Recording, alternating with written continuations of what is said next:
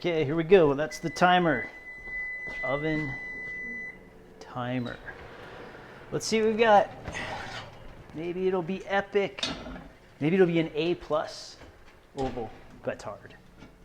But we'll see.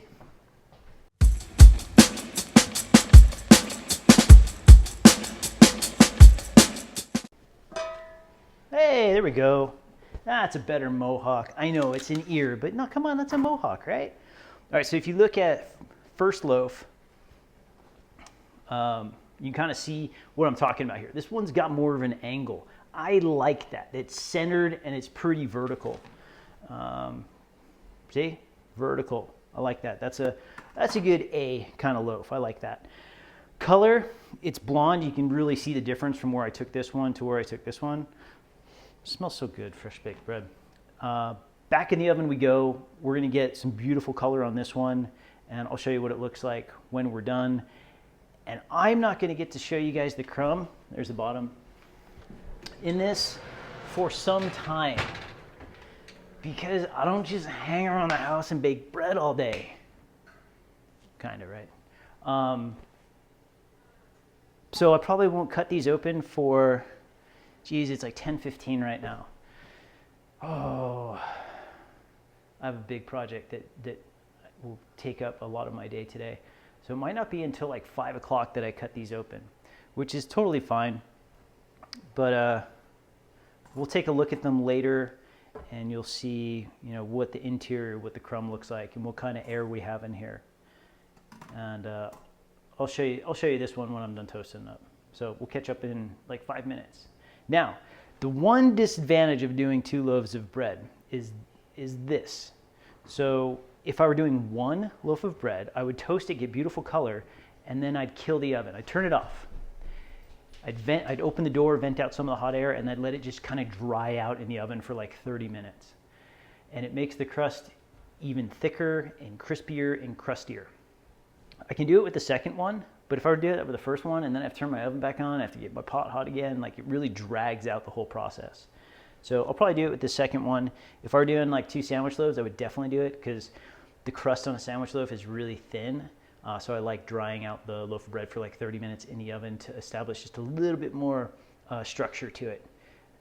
Sandwich loaves are a thinner crusted bread because they get proofed in the pan that we cook it in, and it doesn't have like the benefit of being in a wicker basket or a basket in the fridge drying out and forming a thicker crust. So, you know, just different there. But you can look at the sourdough sandwich loaf playlist to get some mastery over making sourdough sandwich loaves. Anyway, we'll check in just in a few minutes and take a look at what this guy looks like, all colored up. All right, so it's literally been about 5 minutes of toasting this other second loaf of bread in the oven to get some color. I like this color. You know, we could toast it up again later if it's going to get sliced and end up on the dinner table tonight, which it probably will. Because we're going to end up cutting these open because we want to see the crumb. Otherwise, I would just give one of these away. This one is ready. This one's been cooling for a little over an hour. We could get into it now, but this one's not. So let's just wait and we'll do them at the same time and take a look at the crumb. Overall, these look pretty solid. You can see a difference between, this ear and that ear.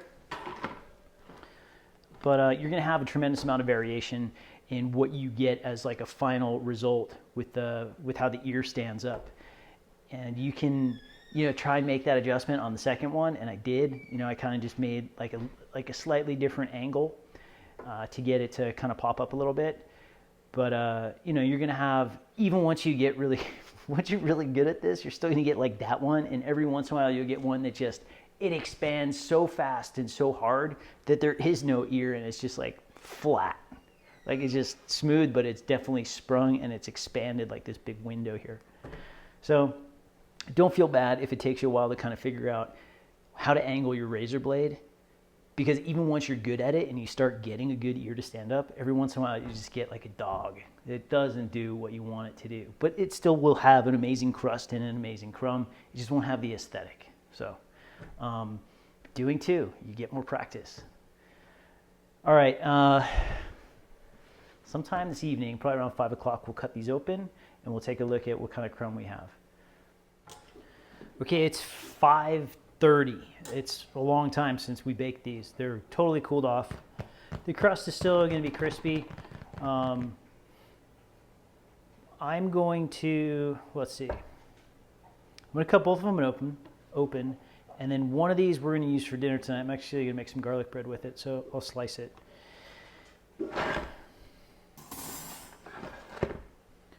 All right, bread knife, really important, especially like a big enough bread knife to cut through your bread without like, getting hung up. I'm just gonna go right in half. Using a bread knife, it's a sawing motion. This thing's a saw. If you squish down, you're gonna squish your bread. Let the blade do the work. Just, saw your bread.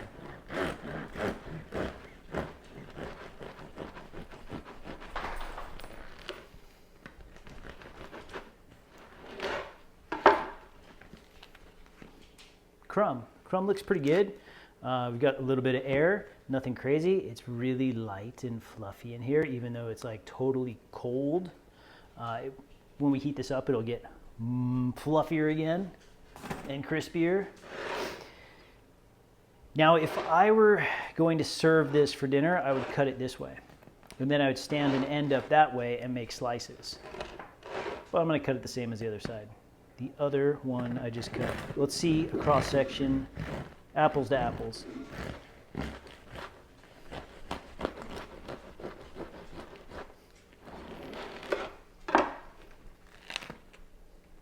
Cool, that looks good to me. Maybe a little bit more air in this one. Maybe you got just a little bit more spring the way I scored it. Smells nice. It's light and fluffy.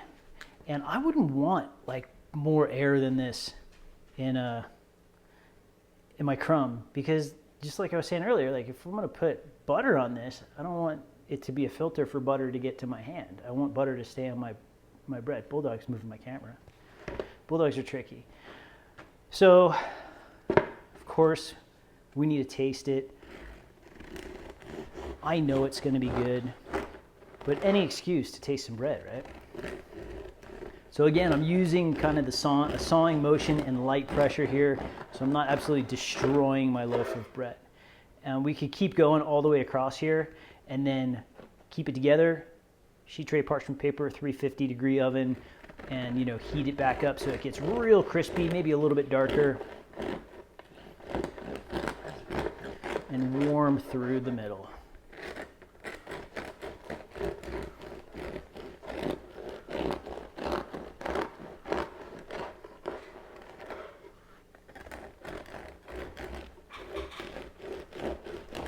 And this is, just a 400-gram batch of dough. So not a huge one. This is enough for the 4 of us, my wife, my 2 girls.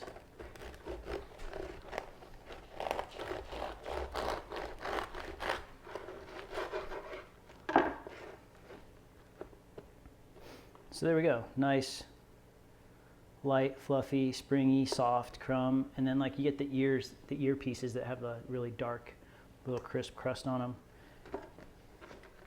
We'll give it a taste.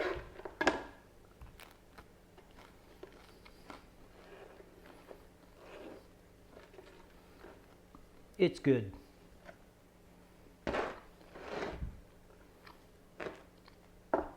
There we go. We made 2 ovals, and they look amazing, and they taste great. Now do it again a whole bunch more times so you get really good at it. And always make 2.